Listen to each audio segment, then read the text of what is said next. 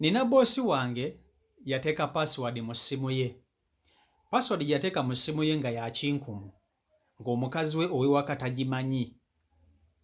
Kakati yabadde yeebase ekiro ssaawa 9 omukazi n'amusooberera. Ndowooza omukulu ono yabadde akukutakukuta ng'omukazi amulaba omuyaya akukuta buli kaseera abeera ku ssimu. Buli kaseera abeera ku ssimu. WhatsApp message zikaaba. Ndowooza omukyala n'agamba naye omanyi omwami ono nja kumusooberera. Password yateekamu ya kinkumu, si kyange tetusobola gigabana. Nja kumusooberera nga neebase ngiggyemu. Mazima ddala nzole omwami ono biki by'abeera akukutakukuta ku ssimu. Munnange omwami nga yeebaka. Omwami mu kwebaka omukyala yamusooberedde essaawa 9 ogw'ekiro. N'ajja n'aleeta essimu n'amuggisaamu ekinkumu pa. Bwe yamuggisizaamu ekinkumu oli yeebase, yabadde tawulira omukyala n'abikola byonna, ng'omukyala agenda ng'atandika ku scrollinga ku ssimu ng'agenda mu message yatookedde ku WhatsApp.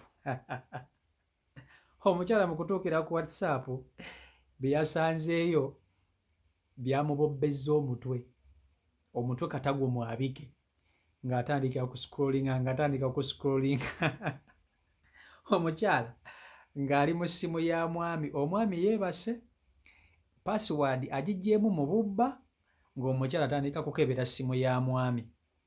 Ng'akebera yasoose ndowooza n'akebera gye bakubira amasimu, n'asangayo abakazi abakubira bbawe naye baakubira nga tobala. N'agenda mu messages n'asanga omwami ssente z'atera okusindikira abakazi nga nazo mpitirivu, ebiyengenge ne bitandika okumujja mu maaso, n'atandika okunyiizira n'okusinda. Kyava agenda ku WhatsApp, automatically eyo yabali tayinza butagendayo. Bwe yatuuse ku WhatsApp yatandise kukaaba, ascrollinga yasanze omwami we kye yeekola eyo ng'alina olukunkumuli lw'abakazi bwe ruti. Kati nze nabuuzizza boosi wange ne mugamba kati omukyala bwe yabisanze ebintu byonna olwo kati ozuukuse omulabye ali ku ssimu yo wakoze eki? Wayimuse n'omugamba mpa essimu yange oba? Yaŋŋambye nedda, siina kye namukoze, siina kye namuzzeemu era saamubuuzizza kikyakola ku ssimu yange. Namugambye nti bw'omala okukebera by'okebera ng'omaze okuscrollinga ng'omala onziriza essimu yange. Omwami yagambye omukyala, annyabo bw'omala okukebera by'okebera ng'omala okomyawo essimu yange ogimpa. Yamuwulidde anyiiziira ng'asinda. Ono yabadde yeebase, yagenza okuwulira omuntu akaaba.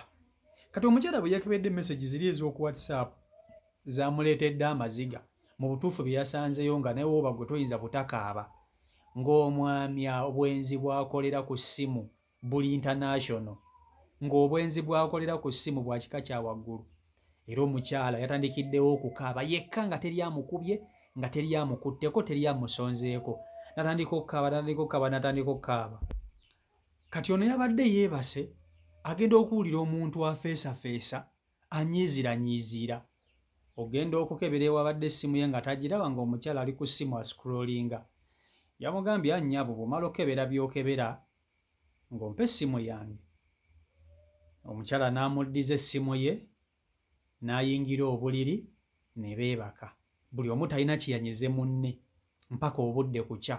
Zabadde ziwera ssaawa emu ey'okumakya omukyala n'azuukuka n'atandika okupaakinga ebintu bye. N'apaakinga engoye ze, tamunyega.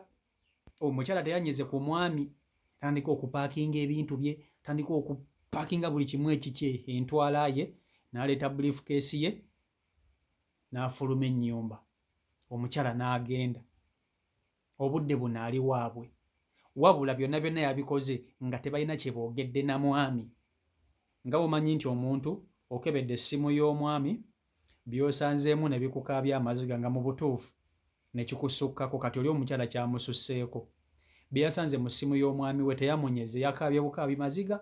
Obudde olwakedde omukyala n'akwata ensawo ye n'apaakinga engoye ze, n'agirinnya mpaka waabwe mu kyalo. Buno obudde ali waabwe mu kyalo.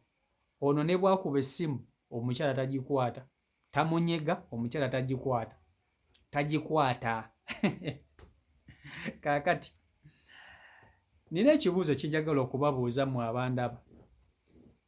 Kyandibadde kya buvunaanyizibwa omukyala okukeberanga essimu ya bbaawe nga bafumbo, njogera ku bafumbo, era kyandibadde kirungi nnyo okuba nga password y'essimu y'omwagalwawo ogimanyi.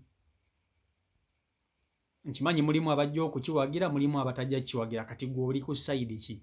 Era gwandaba essimu y'omwami ogibeerako nnyo, ogikeberakebera. Mulimu essimu gy'ojja okkebera ogyekeberere, osangemu ebintu omutwe gukubaluke, bakubuuze ki ekikutta, puleesha ne zittukira obwerere ku lw'ebintu by'obugenda osanga mu ssimu y'omwami. Bw'omanya nti omwami gw'olina tomwesiga bulungi, temukwatagana bulungi, kati obuzibu wano we buva. Abantu bali mu relationship naye nga ye ne bbaawe tebakwatagana bulungi. Omusajja omusuubiriza obwenzi, ate naye akusuubiriza obwenzi. Kati enkolagana tebaawo, ebyama biba bingi nnyo, buli omu byakweka. Essimu bw'etyo muganda wange w'ogigwirako oba ogenda kukajjuutuka. Ng'omukazi takwatagana bulungi na mwami we. Omwami alaba omukazi akukuta, omukyala alaba bbaawe akukuta. Kati omuntu bw'atyo bw'ogezaako kebera essimu ye, my friend, mu buli ngeri oba olina okukaaba. Tekyandibadde kibi nze nkiwagira okuba ng'omanyi password ya patanaawo, naye bw'omanya nti mmwe ababiri temukwatagana bulungi nnyo, buli omu alaba bano ogusajja gwenzi guno, ng'omusajja akukuta, essimu eyo ogyesonyiwa lwakubanga abaagalana mu muganda wange. Tosobola kubeera awo n'obeera mu mativu ng'essimu togikebedde. Kati nze omuze siguyina, nze ogwo omuze ogubeera ku ssimu y'omukazi, sikirina. Nze mbeere mu ssimu y'omukazi nno. Nze focus eyange ebeera ku bantu bamukubira. Bwe baba tebamukubidde nga siri naye, sirina bye nnonooza. Okitegeera ekintu ekyo. Naye mulimu abakazi abalinnyirira abasajja okuva Kagere mpaka ku Kannasswi, mpaka ku mutwe, ng'omusajja amutambuliza ku gundi bw'ati. Tamukkiriza kwetaaya. Kati ono yanobye, amaka yagadduseemu, yagambye boy, ono omusajja sijja kumusobola. Omukazi n'anoba n'adduka n'agenda. Obuzibu bwavudde ku ssimu. Kusanga message mu ssimu ya musajja, ndowooza yasanzeemu n'ebifaananyi eby'abakazi abali obwereere. Ateeka okuba nga yabisanzeemu, kubanga kyamuweddeko mukazi wattu. Osanga ebintu mu ssimu n'owulira nga n'omutwe gwagala kukubaluka, ng'owulira gwagala kukola ki? Okitegeera. So bw'oba tolina nnyo, oba nga toli mugumu nnyo mu mutima, ng'omuntu otomwesiga, password nga tasobola kugikuwa, gwe kasoola banga omuntu ateekawo resistance ey'okuba ng'akweka password, omanyirawo nti omuntu oyo alina ebintu byakukusa, alina ebintu byakweka byaba tayagala ggwe olabe. Naye omuntu yenna akwagala tajja kukisa, essimu agikuwa n'obeera nayo. Omusajja atayenda yasobola n'olekera mukazi w'essimu, ye omusajja n'agenda ku mulimu, omukazi n'akola by'ayagala. N'omukazi atayenda kye kimu, naye omuntu akukuta ojja kumulaba nga ne bw'aleka ssimu ye n'afuluma okugenda mu ttooyi adda nga empale tagisibye, n'ano n'essimu n'agenda mu ttooyi n'amaliriza emikolo. Gye bayita relationship nnamaziina. Allahu akibar. Maama osobola okugiwulira. Eba egenda kukuttamu omuntu. Kale nno abatasobola kukolagana mu bufumbo, amasimu g'abasajja mugaleke.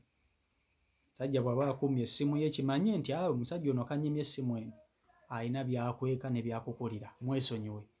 Oba osobola olemerako munnange n'obizuula n'okaaba wekka. CEO Michael Uganda YouTube channel kwoli mmwe bali nnyo okuba nti ate mugoberera abakumira ku mukutu mubeere bulungi mweraba.